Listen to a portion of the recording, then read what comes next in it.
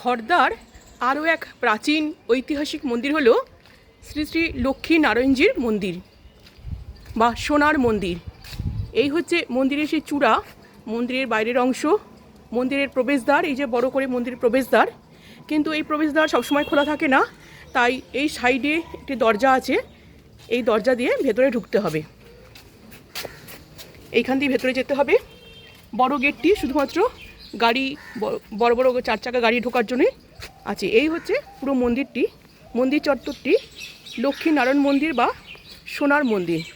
মন্দিরে ঢুকে সামনেই রয়েছে এই যে অফিস কার্যালয় এবং মন্দিরের প্রাঙ্গণটি বেশ সুন্দর সুসজ্জিত, গাছপালা দিয়ে ঘেরা। বন্ধুরা, আজকে আমি এসেছি খড়দার আরও এক প্রাচীন লক্ষ্মী নারায়ণ মন্দির বা সোনার মন্দিরে। আমি সোনার মন্দিরটা একটু ঘুরে দেখি এবং আপনাদেরকেও দেখাই। চলুন আমার সাথে ঘুরে দেখুন এই সোনার মন্দির। এই হচ্ছে দেখুন, সবুজ গাছপালায় ঘেরা, সুন্দর সুসজ্জিত, এই হচ্ছে সোনার মন্দির। এই বাড়িটি অফিস কার্যালয়, আর এই হচ্ছে মন্দিরের সোনার মন্দির। 13টি রত্ন বিশিষ্ট এই মন্দির, 13টি রত্নের চূড়া দিয়ে এই মন্দিরের চূড়াটি সুসজ্জিত। একদম ওপরের চূড়াতে রয়েছে 3টি কলস এবং মাঝখানে রয়েছে একটি ভগবান বিষ্ণুর চক্র। কথিত আছে যে এই 3টি কলস এবং চক্রটি সোনার পাত দিয়ে মোড়া, তাই এই মন্দিরটিকে বলা হয় সোনার মন্দির।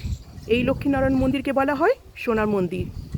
এই হচ্ছে মন্দিরের পরিবেশ, অপূর্ব সুন্দর এই পরিবেশ, খুব মনোরম পরিবেশ, একদম সবুজায়ন হয়ে আছে চতুর্দিক। দেখুন, এত সুন্দর গাছপালায় ঘেরা এই মন্দির চত্বর। এলে এত ভালো লাগবে, ভীষণই ভালো লাগবে এই মন্দির চত্বর। চলুন বন্ধুরা, আমরা ঘুরে দেখি আজকে এই খড়দার সোনার মন্দির। দেখুন, এই হচ্ছে সুন্দর সরু রাস্তা, বাঁধানো রাস্তা, পাথর দিয়ে বাঁধানো রাস্তা। এই রাস্তা দিয়ে এগিয়ে যেতে হবে মন্দিরের দিকে এবং দুধারে গাছপালা দিয়ে খুব সুন্দরভাবে সাজানো, সুন্দর বাগানে ঘেরা এই মন্দিরের পরিবেশ। এই হচ্ছে দেখুন, এত সুন্দর মন্দিরের পরিবেশ যে এলে সত্যি মন ভরে যায়। এখানে বেশ অনেকক্ষণ সময় থাকতে ভালো লাগবে। সমস্ত গাছপালায় ঘেরা একদম পুরো মন্দির চত্বরটি। চতুর্দিকে দেখুন শুধু গাছপালা দিয়ে সাজানো এবং খুব বড় একটা অংশ জুড়ে রয়েছে এই মন্দিরটি। বেশ অনেকটা জায়গা জুড়ে এই মন্দির চত্বরটি খুব সুন্দর করে সাজানো, প্রচুর গাছপালা, তো সুন্দর পরিবেশ এই মন্দির চত্বরের। এইদিকে দেখুন, সামনে আছে গঙ্গা, পাঁচিলের ওপাশে আছে গঙ্গা এবং এই চারপাশে দেখুন এত সুন্দর গাছপালায় ঘেরা এই মন্দির চত্বর। এই হচ্ছে মন্দির চত্বর, একদম ফাঁকা নিরিবিলি পরিবেশ। আর এই হচ্ছে মন্দিরের চূড়া, এই হচ্ছে মন্দিরটিও খুব সুন্দর এবং বোধহয় খুব নতুন রং করা হয়েছে। প্রচুর গাছপালা রয়েছে এই মন্দিরে, মন্দির প্রাঙ্গণে প্রচুর গাছপালা দিয়ে সুসজ্জিত। এবার আমরা একটু মূল মন্দিরে প্রবেশ করি, চলুন। এই হচ্ছে মূল মন্দির, লক্ষ্মী নারায়ণজির মন্দির। এই মূল মন্দির, কয়েকটা সিঁড়ি দিয়ে উপরে উঠেই এই মন্দিরটি। এবং মন্দিরের পাশে দেখুন, এইখানে সাইডে রয়েছে সুন্দর করে বাঁধানো বারান্দা, যাতে মন্দিরকে প্রদক্ষিণ করা যায়। এত সুন্দর পরিবেশ মন্দিরের, মানে যেদিকে তাকাবেন সেদিকেই শুধু গাছপালায় ঘেরা এই মন্দির চত্বর। এবং অনেকটা জায়গা, অনেকটা বাগান, অনেক বড় বাগান এই মন্দিরে। খুব সুন্দর পরিষ্কার পরিচ্ছন্ন এই মন্দির চত্বর।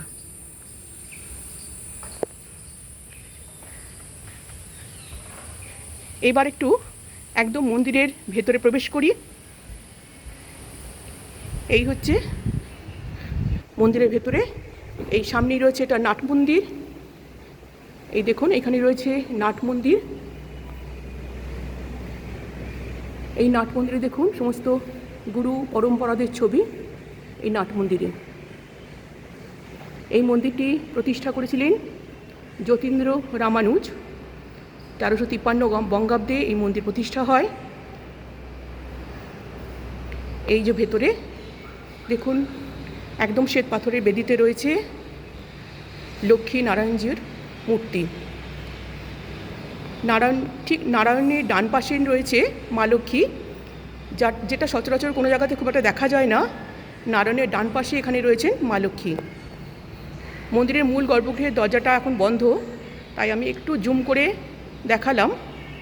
এই হচ্ছে লক্ষ্মীনারায়ণ মূর্তি।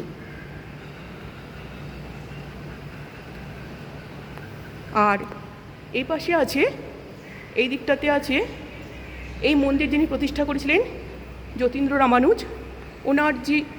ওনার যে গুরুদেব, সেই গুরুদেবের মূর্তি বলরাম স্বামী মহারাজের মূর্তি। ঠিক এই পাশেই রয়েছে বলরাম স্বামী মহারাজের মূর্তি। এই হচ্ছে পুরো মন্দিরের অংশটি। এই যে স্বামী যতীন্দ্র রামানুজ, ইনি ছিলেন ডক্টর বিধানচন্দ্র রায়ের সমকালীন ডাক্তার। তিনি স্বাধীনতারও অনেক আগে ডাক্তারি ছেড়ে তিনি এই ধর্মজীবনে প্রবেশ করেন এবং মানব সেবার কাজে যুক্ত হন। তিনি এই মন্দির প্রতিষ্ঠা করেছিলেন 1946 খ্রিস্টাব্দে এবং তারপর থেকে তিনি এই মন্দিরে বসবাস শুরু করেন। এবং তিনি এই খড়দাবাসীর জন্য অনেক রাস্তাঘাট, স্কুল, হসপিটাল ইত্যাদি নির্মাণ করেছিলেন।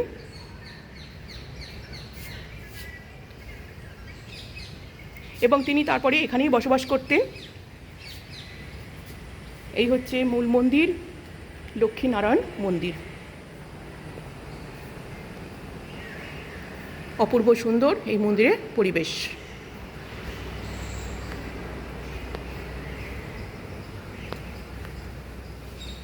এইখানে দেখুন রয়েছে একটি ঘর। এদিকটা একবার দেখাই বন্ধুরা ঘুরে।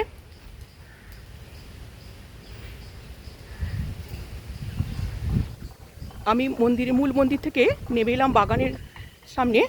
এই হচ্ছে বাগান এবং এইখানে রয়েছে একটি ঘর।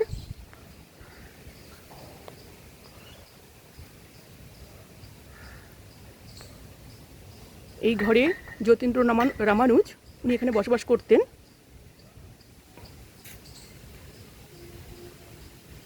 এই হচ্ছে সমস্ত পরিবেশটি, পুরো পরিবেশটি। এত সুন্দর পরিবেশ যে আমি বারবার যার জন্য এই বাগানেই চলে আস। এবং এই সবুজ বাগানের মধ্যে ঘুরতে এবং বেড়াতে এত ভালো লাগছে যে আমি আবার মন্দির ছেড়ে এই বাগানেই চলে এলাম। আমি বাগানটা আরও একবার আপনাদের দেখাচ্ছি। দেখুন কি অপূর্ব সুন্দর এই বাগান, এত সুন্দর সুসজ্জিত এই বাগান, মানে দেখার মতো পরিবেশ, অপূর্ব সুন্দর পরিবেশ। এই সুন্দর সুসজ্জিত বাগান, সামনে গঙ্গা, পাঁচিলের ওপাশেই রয়েছে গঙ্গা, খুব উঁচু করে পাঁচিল দিয়ে ঘেরা। আরও একটা জিনিস আপনাদের দেখাই বন্ধুরা, এই যে দেখুন এই যে বট গাছটি দেখছেন, এই দেখুন সামনেই রয়েছে একটি বট গাছ। এইখানে বসেই তিনি ধ্যান করতেন, সাধনা করতেন। এইখানে বসেই যতীন্দ্র রামানুজ এখানে বসে সাধনা করতেন এবং এই পাশে যে ঘরটি আছে এই ঘরে তিনি বসবাস করতেন, এইখানে তিনি থাকতেন। এখানকার কিছুটা অংশ এখন ভগ্নপ্রায়, তবুও ঘরটি খুব সুন্দর করে রং করা।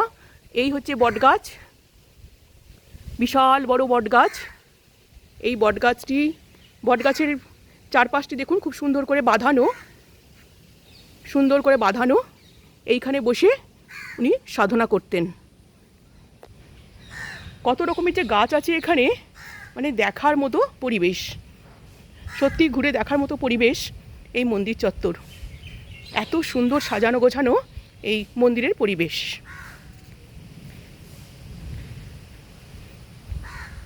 বন্ধুরা, ভিডিওটা আর বেশি বড় করব না, আমি মোটামুটি এইখানে দেখিয়ে আমি ভিডিওটা এখানে শেষ করছি।